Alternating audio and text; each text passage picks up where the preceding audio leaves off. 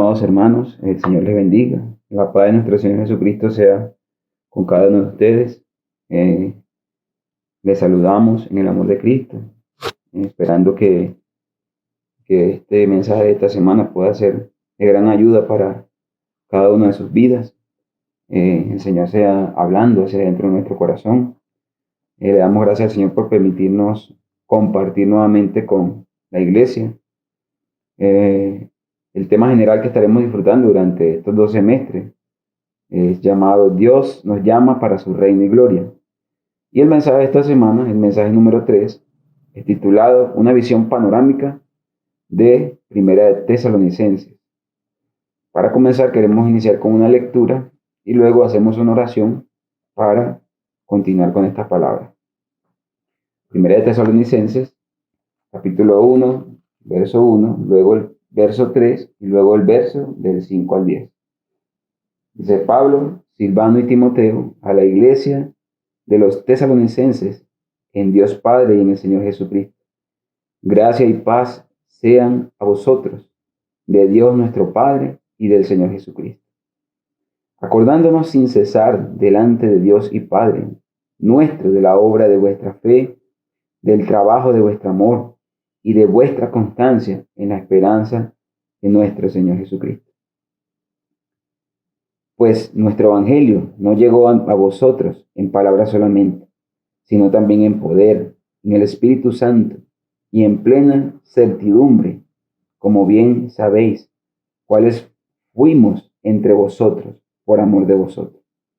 Y vosotros vinisteis a ser imitadores de nosotros y del Señor, recibiendo la palabra en medio de gran tribulación, con gozo del Espíritu Santo.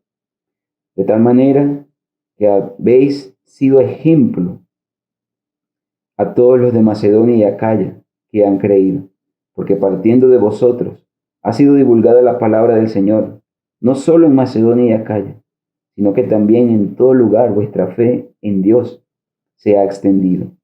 De modo que nosotros no tenemos necesidad de hablar nada, porque ellos mismos cuentan de nosotros la manera en que nos recibisteis y cómo os convertisteis de los ídolos a Dios, para servir al Dios vivo y verdadero, y esperar de los cielos a su Hijo, al cual resucitó de los muertos, a Jesús, quien nos libra de la ira venidera. Señor, te alabamos en este día, bendecimos tu nombre. Gracias, Señor, porque hasta este día tú nos has guardado, nos has sustentado, nos has escondido bajo tu mano de misericordia. En este día, Señor, oramos para que tu mano de misericordia pueda seguir alcanzándonos, puedas concedernos tu gracia en este nuevo año que estamos comenzando.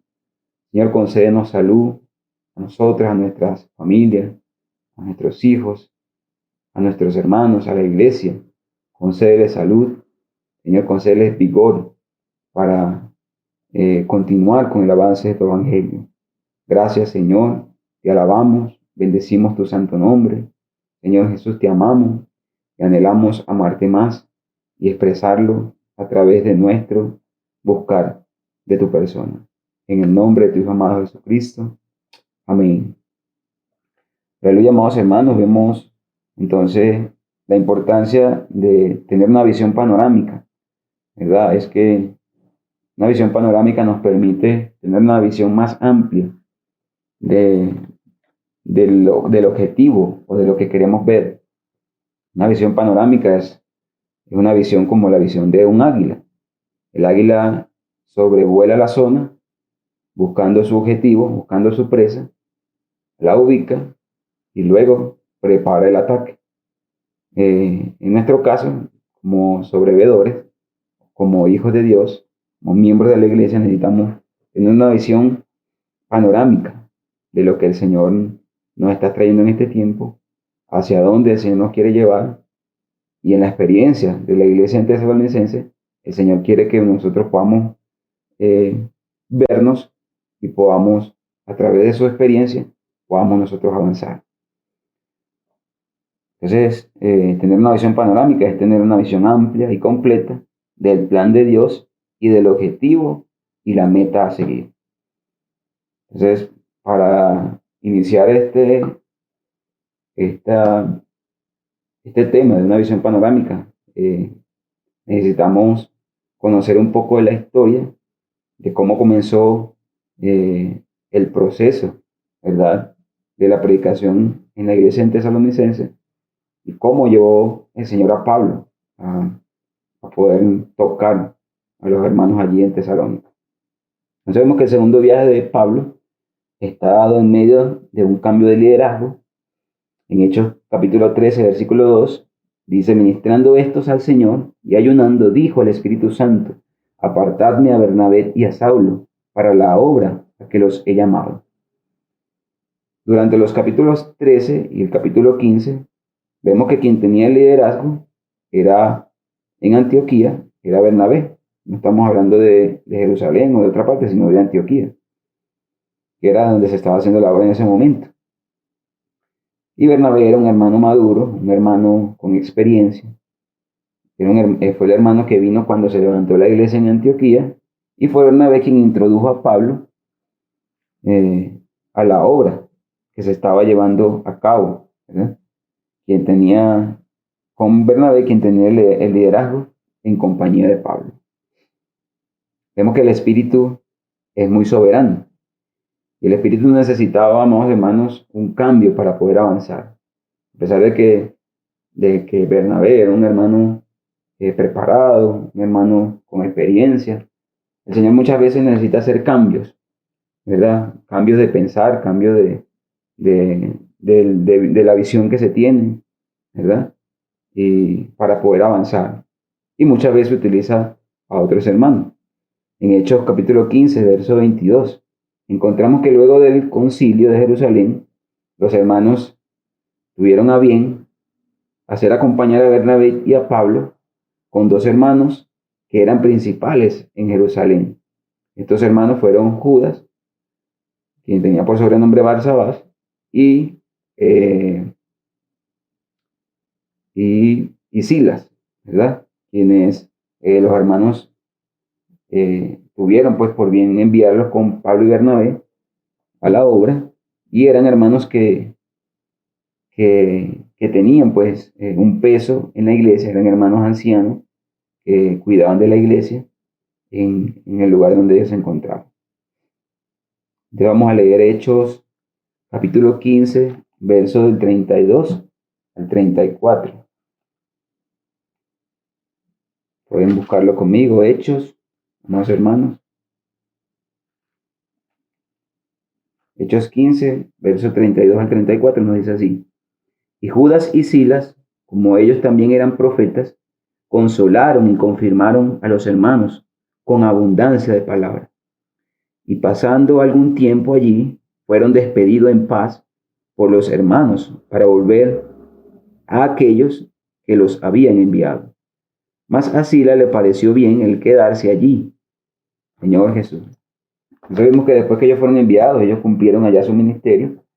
Ellos, como eran hermanos que cuidaban a la iglesia, ellos tenían abundante palabra, cuidaron y alimentaron a la iglesia, ¿verdad? Pero luego que cumplieron su ministerio, los hermanos los despidieron para que se volviesen de donde habían venido. Sin embargo, Silas tuvo en su corazón quedarse para pues seguir apoyando la obra en ese lugar. Entonces vemos que el segundo viaje de Pablo ocurre de manera muy espiritual.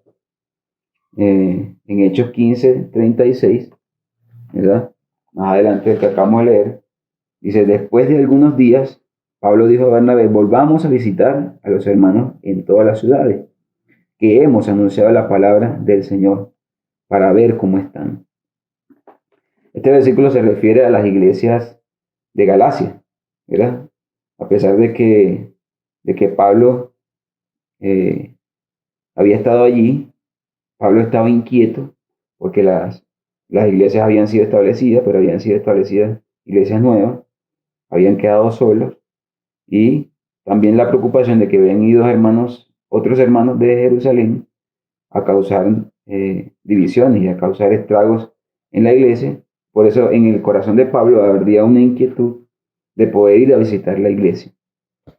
Aquí vemos un ejemplo para nosotros, amados hermanos, Muchas veces predicamos el Evangelio, hacemos que las personas reciban y, y ya los abandonamos.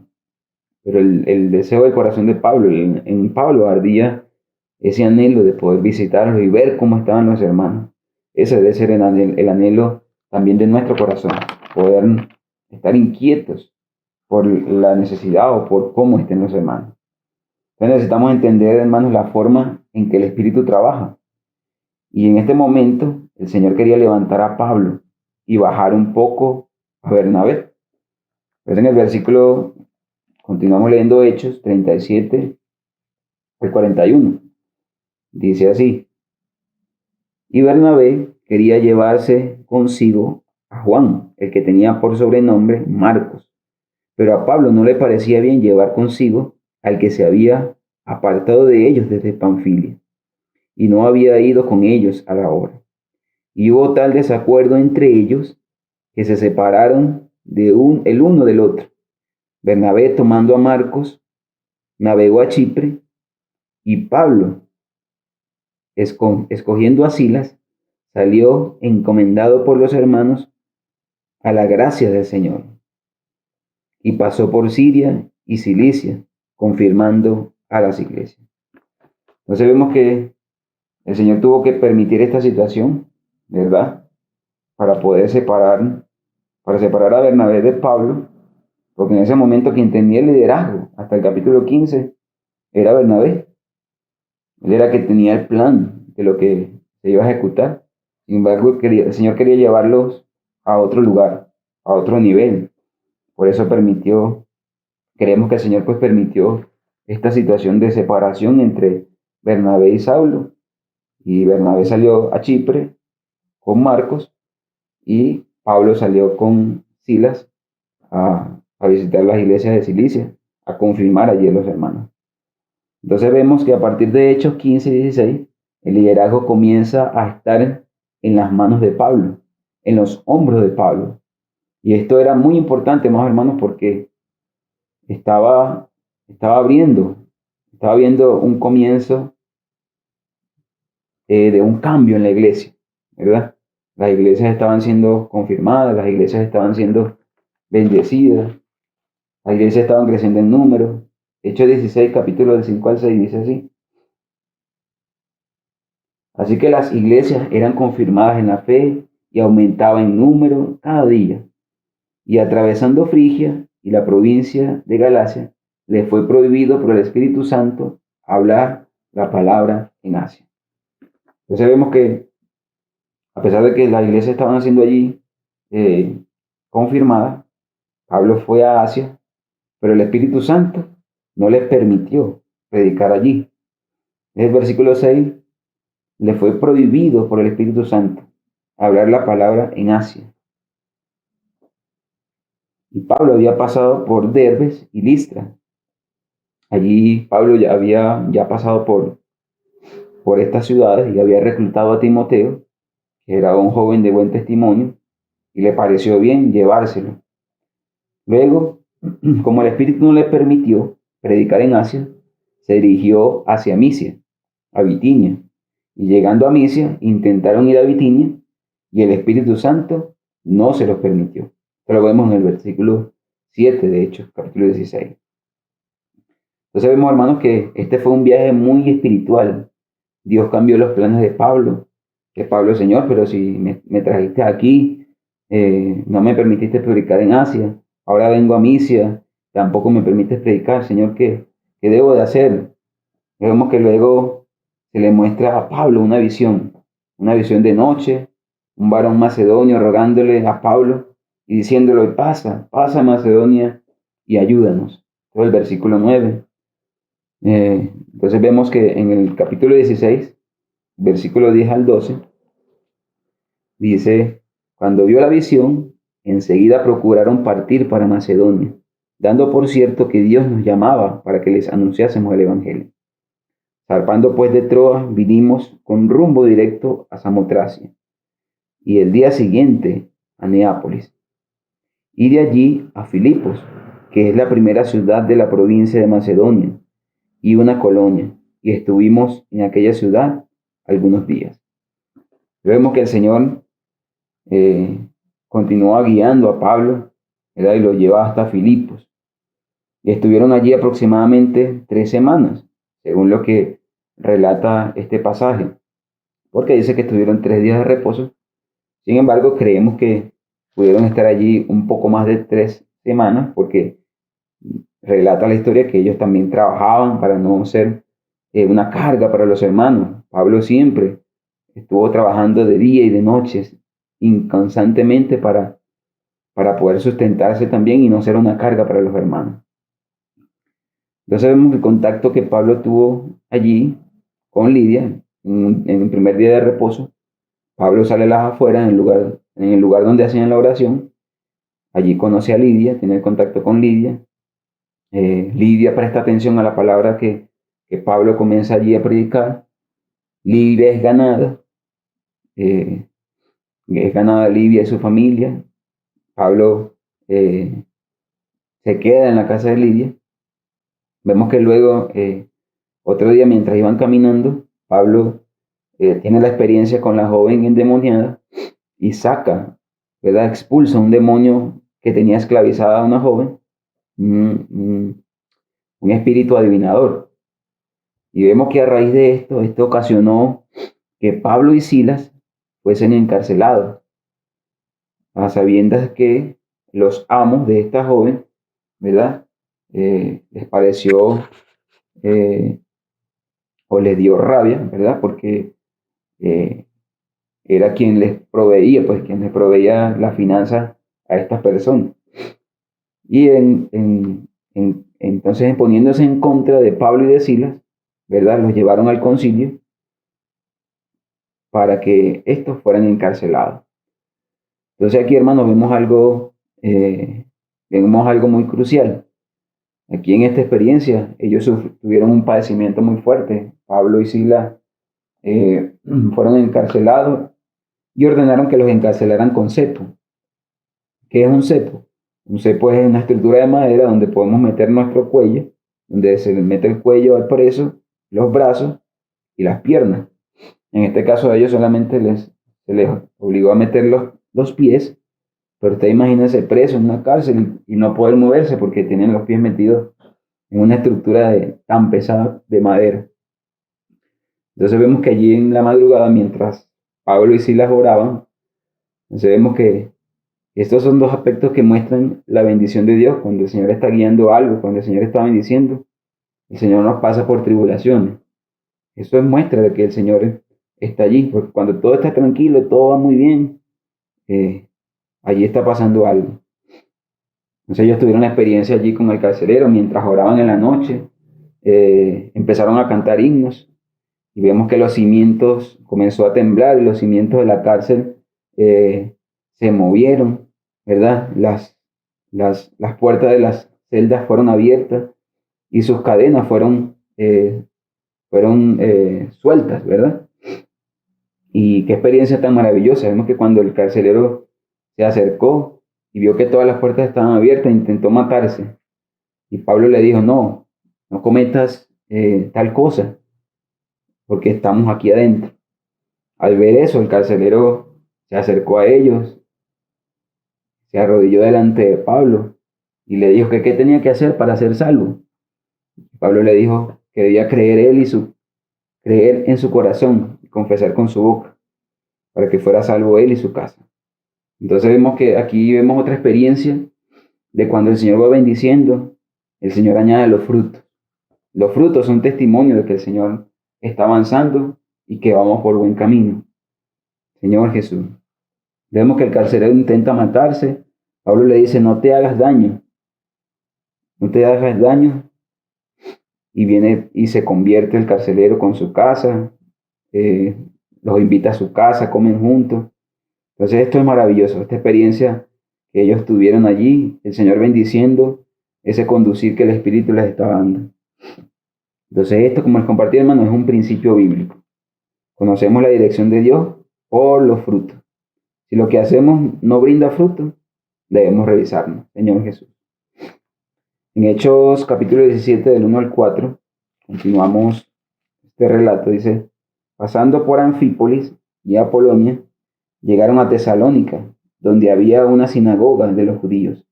Y Pablo, como acostumbraba, fue a ellos y por 3 días de reposo discutió con ellos, declarando y exponiendo por medio de las Escrituras que era necesario que el Cristo padeciese y resucitase de los muertos, y que Jesús, a quien yo anuncio, decía él, es el Cristo. Y algunos de ellos creyeron y se juntaron con Pablo y con Silas, y de los griegos piadosos gran número, y mujeres nobles no pocas. Señor Jesús, hermano, nuestra predicación debe salir de esa esfera doctrinal y pasar a la esfera del Espíritu. Necesitamos tener esta experiencia que tuvo Pablo. Pablo debió ser una predicación muy llena del Espíritu para poder ganar a judíos, para poder ganar a griegos, para poder ganar a mujeres nobles, mujeres de alta posesión. Sabemos que la palabra es el poder del Evangelio, es el poder de Cristo resucitado, ascendido, entronado, hecho el Espíritu de realidad, que viene y redime y regenera al creyente y que abre su ser y permite que su alma sea trabajada y su cuerpo consagrado al Señor y su servicio. Señor Jesús, qué maravilloso es la obra del Espíritu. Y haciéndose ya el Espíritu, viene, gana a la persona, la transforma, la regenera, hasta llegarla a consagrarse al Señor y a su servicio. El Señor nos ayude a cada día poder tener esta experiencia de conversión, como en el primer día, con ese gozo de poder seguir al Señor. Entonces comenzamos a ver, hermanos, que la iglesia en Tesalónica estaba compuesta por judíos, por algunos judíos, un gran número de griegos y algunas mujeres nobles. Vemos que los judíos son aquellos que conocen las Escrituras, la Biblia, conocen de la doctrina y son los que difícilmente aceptarán un cambio cuando Dios habla una palabra nueva y fresca. Este era el caso de los judíos. Es por eso que muchos se oponían, porque ellos conocían la palabra y ya tenían su creencia. ¿Quiénes son los griegos? Los griegos representan a los hermanos hambrientos que aman la palabra y que quieren la palabra. Estos no tienen tanto conocimiento. Y luego están las mujeres nobles que representan a las hermanas con capacidad, con preparación, con temor de Dios y dispuestas a cooperar en favor del reino. Señor Jesús. Entonces vemos aquí 3 tipos de hermanos. Los judíos, que son aquellos que conocen mucho, conocen la palabra, ya tienen sus conceptos establecidos y cuando viene una palabra nueva y fresca, es muy difícil que ellos tengan un cambio, sino que más bien se oponen. Entonces aquí vemos, hermanos, que de dentro de la misma iglesia puede surgir la oposición. Son los hermanos que se rebelan porque no están de acuerdo con la palabra que está llegando nueva y fresca. Mas el Señor nos llama a que nos renovemos día a día, que no nos amoldemos a este siglo, que no nos establezcamos en una sola parámetro, sino que cada día podamos renovar nuestro conocimiento. Los griegos son los hermanos que aman la palabra, ¿verdad? Aunque no tienen muchos conocimientos, aman la palabra. Y están las hermanas que están allí dispuestas, hermanas con un alto nivel, hermanas con capacidad, hermanas preparadas, con temor de Dios y dispuestas a cooperar con el reino. Entonces, hermanos, Tesalónica era una iglesia que tenía mucho, que prometía mucho, pero comenzaron a surgir problemas porque los griegos eran idólatras, es decir, los griegos eran politeístas, tenían muchos dioses y la predicación de Pablo era en contra de la idolatría, es decir, en contra de la fe que tenían los griegos. Entonces, que Pablo les hablara de otro Dios no era problema. ¿Por qué? Porque ellos tenían muchos dioses y que les hablaran de otro Dios no era problema. Sin embargo, Pablo les hablaba que debían dejar todos sus dioses, todos sus ídolos y adorar a un solo Dios. Entonces, ahí era era el problema que comenzó a surgir con los griegos, porque les quitaban todos sus dioses y decirles que tenían que adorar un solo Dios. Entonces iba en contra de su fe, en contra de su creencia. Por eso los que se convirtieron debieron de sufrir escarnio, discriminación, problemas financieros. ¿Por qué? Porque en la experiencia de la historia vemos que Grecia o todo lo que está vinculado con Grecia, está representado a sus dioses. En los estadios, los teatros, todo está representado con sus dioses. Cada dios representa una cosa para ellos. Y que estos dejaron de creer en sus dioses, siendo griegos, entonces era como que se oponían, ¿verdad? Y comenzaron a sufrir escarnio de su familia, rechazo de su familia, discriminación y, y incluso problemas financieros. Por eso Pablo dijo que ellos, incluso luego, más adelante, que ellos en su extrema pobreza, ¿verdad?, abundaron en riqueza para ofrendar, para poder ser parte del avance del Evangelio. Es por eso, hermanos, que yo necesitaba una experiencia de conversión muy fuerte, porque no es igual convertirnos acá en Colombia, que no hay ninguna oposición, no hay un parámetro de creencia establecido para todo el mundo, sino que acá es muy tranquilo y muchas veces nosotros no apreciamos eh, esa, esa, mm, esos beneficios que tenemos de que somos libres para poder adorar, para poder amar al Señor, para poder servirle. Sin embargo, mientras hay más contradicciones, hay más tropiezos, obstáculos, allí el Señor nos quiere llevar a que podamos sobrepasar esos obstáculos y que nuestra experiencia de creencia en el Señor pueda ser tan fuerte como la experiencia que tuvieron los tesalonicenses. Aleluya, amados hermanos, Jesucristo es el Señor. El Señor les bendiga. Un fuerte abrazo. Los amamos en el amor de Cristo. Jesucristo es el Señor.